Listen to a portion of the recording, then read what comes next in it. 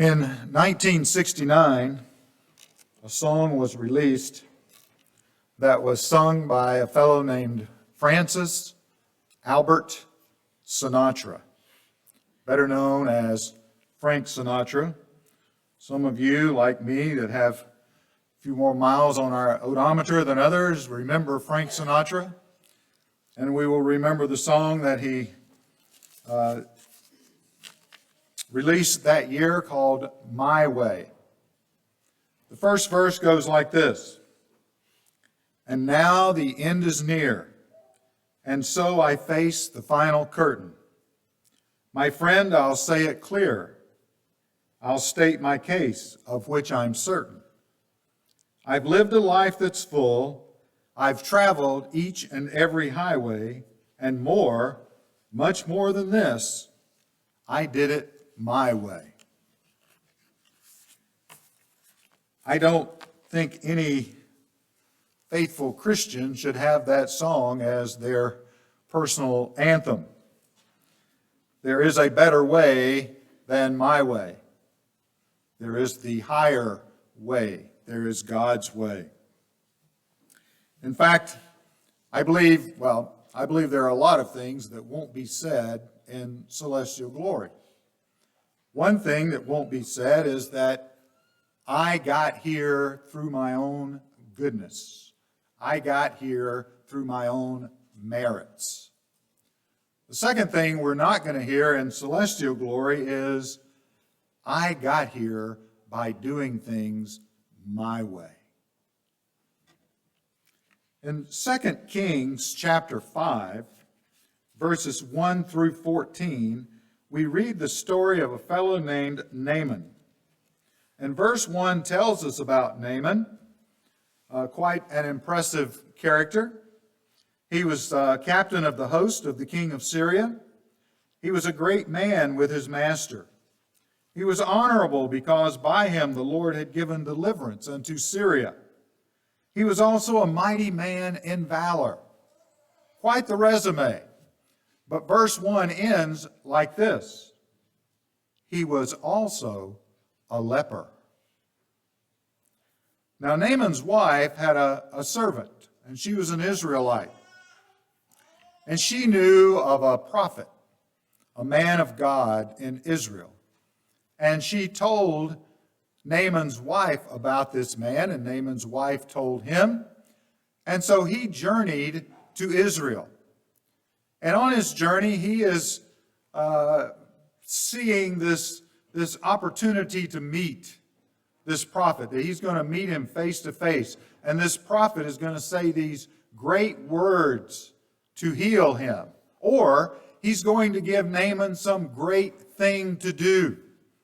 And Naaman will successfully complete the task, and he will be healed. But when he got to Elisha the prophet's house, verse 10 tells us that Elisha sent a messenger unto him, saying, "Go and wash in the Jordan River 7 times, and thy flesh shall come clean again to thee." Now this irritated Naaman a great deal because he, first of all, because of a man of his stature, of all of his renown, he should have been greeted by the prophet himself, not some messenger. And secondly, he was expecting some great thing that he would have to do, not to go and wash in the Jordan River. So Naaman was pretty irritated. It says in verse 11, Naaman was wroth, and he went away. Then he said, "Are there not rivers in Damascus, which is in Syria, better than all the waters of Israel? May I not wash in them and be cleaned?" So he turned away and went away in a rage. Several times it talks that he's angry, he's in a rage. He has anger management issues. But his servant came to him and said, "If the prophet had bid thee do some great thing, wouldest thou not have done it? How much rather then when he saith to thee, Wash and be clean?" If you were expecting some great feat to have to accomplish, and you were willing to do it, why are you not willing to do this simple thing? And so Naaman acquiesced, and he decided he would go into the river and dip himself. And I wonder if he didn't decide to do that partly so if things didn't work out well, he could say to his servant, I told you so. Probably in a little bit of an angry voice. But verse 14 says that he went down and dipped himself 7 times in the Jordan River, according to the saying of the man of God, and his flesh came again like unto the flesh of a little child, and he was clean. So things didn't work out Naaman's way as far as the way to get where he wanted to be, but things worked out well in the end because of the grace of God, even through his anger. The reason I share this story is because I think we kind of get this way too. We first of all want to do things our way. And we get a little frustrated sometimes when things don't go the way we think they should go. And I tell the kids at CPRS, I'm probably going to irritate somebody, so I probably will. But I believe the church is in the condition that it's in, partly because we want to do things our way. We want God's blessings. We want things to work out well in the end, but we want to get there our way. Some of you were here on the afternoon of September the 8th. We had some singing, and Pastor, I'd like to put in a plug for some more of those. I thought, boy, those were 2 good days. We've had 2 days this year where we were outside and we listened to some good gospel and bluegrass music, and of course, I grew up listening to that, so I felt very comfortable with it. But I heard other people say what a good day that was, both those days. And we had, on the September 8th, we had the Hall family here, and we had our own beloved True Blue, and they did a wonderful job. It would have been a perfect day had it not been for some of Larry's jokes.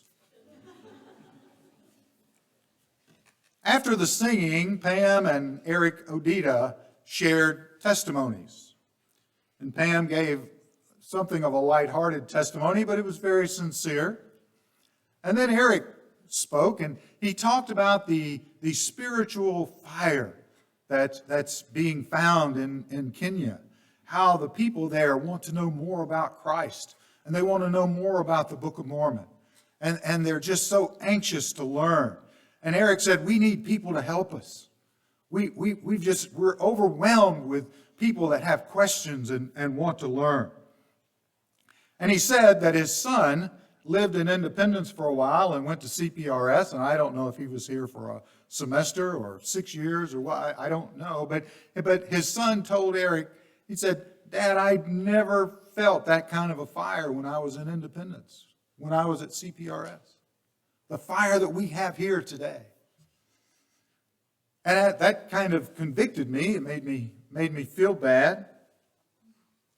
And I'm not trying to make all of you feel bad, but it did make me pause to think. I think we're good people. You could argue that with what Christ said in the New Testament, that no one is good except God. But I think we're good in the fact that we want to do well. In spite of our sins and our shortcomings, we want to be God's people. We want Him to be pleased with us. We are giving an effort. But I think that as individuals and as a church, as a Christian movement, I think we've been in a rut, a spiritual rut so long that we've sort of gotten used to it. Our society, our country has become so permeated in sin that we've become somewhat calloused to it. I gave an assignment at CPRS for my kids to write a paper on our stewardship as members of the church in our country, which is becoming more amoral or secular, even immoral. What can we do? What is our stewardship to our fellow citizens. And this one fellow, and I will mention his name with his permission, Joey. He's a senior at CPRS. And in his paper, he made a comment. I don't think I've ever seen it said like this before, but he said, many people don't just accept sin, they welcome it. I thought that was pretty profound for a young fella to, we sort of reluctantly accept sin, and then we get to the point where we accept sin more freely, but sometimes we even welcome sin. And that's certainly something we need to consider in our lives. I put in a plug for the singing. I'll put in a plug for our Sunday evening services. We've had some really good, since the summer break, we've had some excellent Sunday evening services. One was on September 15th when Jim Spencer spoke. Just a heartfelt testimony. I just appreciated it so much. He just sort of bore his soul to us. And Jim's here somewhere. Where's Jim? Jim, I'm going to tell a couple of things that you said, and I'm not going to tell them right because I didn't write it down. I did the best I could, so I apologize in advance if my stories aren't totally accurate. But Jim talked about when he was young, they had a small horse, and he said that little horse was just the nicest horse, had the greatest personality, easy to deal with, until you tried to get him to do something he didn't want to do. And then he became rebellious, and he was very difficult to deal with. And I remember Jim telling that story, something very similar to that, and I sat in the congregation thinking, well, I don't want to raise my hand and say it, but I'm kind of that way too. And I think maybe some others might be a little bit that way. We're okay so long as things are going okay. And then he told of a fellow who was riding on a wagon with a team of horses, and there was snow on the ground. It completely covered the ground. And I think the fellow got off the wagon to close a gate. But anyway, the horses took off with the wagon. And the man was very afraid because the snow had covered the ground and the horses couldn't see rocks or holes. The horses could have been injured. The wagon could have been damaged. And the fellow, there was nothing he could do. And finally, he just prayed, Lord, please help me. And shortly after his prayer, the horses came walking up with the wagon, and everything was okay. Isn't it funny how things seem to work out when we put things in the Lord's hand? I think there are some difficult days ahead of us. On another Sunday evening, a couple of weeks ago, Ron Davies presided, and Ron said that it had been on his heart recently a good bit about difficult times and how imminent they may be and our need to be spiritually prepared. I believe when those days come, whether it's a tribulation of a personal nature or a tribulation of a corporate nature, that there will be two groups of people. There will be those that, because of their pride and their anger, they will be upset with God and they will say, why me? Because things aren't going my way, because I want to be the center of my universe. And they will be very much like Naaman. But there will be others who will be spiritually prepared, and they will be more like Job, and they will accept whatever the Lord gives them. And they will say, thy will be done, O Lord. Please have mercy on me. Also, a couple of Sunday evenings ago, Andrew spoke, and I think it was the night Ron presided. And Andrew talked about something that it just sort of gave a little different perspective of the idea of who is in control in our lives. He said that Christ is on his throne, and Christ is always on his throne, but we each have our own throne in our hearts. And Andrew asked us, who's on the throne in your heart? And then he said, It's either Christ, and that's good, or it's somebody or something else, and that's bad. And it doesn't matter what that other thing is. It might be a person, it might be your job, it might be fame, it might be riches, but whatever it is, whatever or whoever is on the throne of your heart, if it's not Christ, you need to do some serious self-evaluating. We need to be like Bethany and Isla and Daniel, who have chosen this day to do things God's way, to enter into the gate through baptism and through confirmation, that they might walk the straight and narrow path and grab hold of the rod of iron.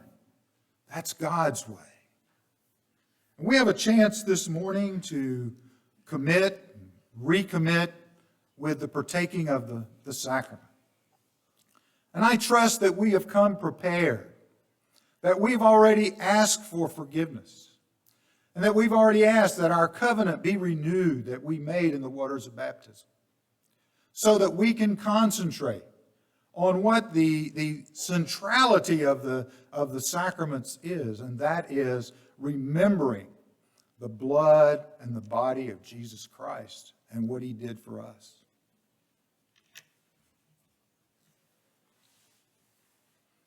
I appreciate John letting me suggest a closing hymn this morning. When we sing, we'll be singing hymn 490, I'll Go Where You Want Me to Go. And by the way, the opening hymn really fit in well too. I'd like to share with you in closing the first verse of hymn 490. And again, I hope that you'll pay attention to all the words as we sing it at the end of the service. It may not be on mountain's height or over the stormy sea. It may not be at the battle's front, my Lord will have need of me. But if by a still small voice he calls to paths I may not know, I'll answer, dear Lord, with my hand in thine. I'll go where you want me to go. I'll go where you want me to go, dear Lord, over mountain or plain or sea. I'll say what you want me to say, dear Lord. I'll be what you want me to be.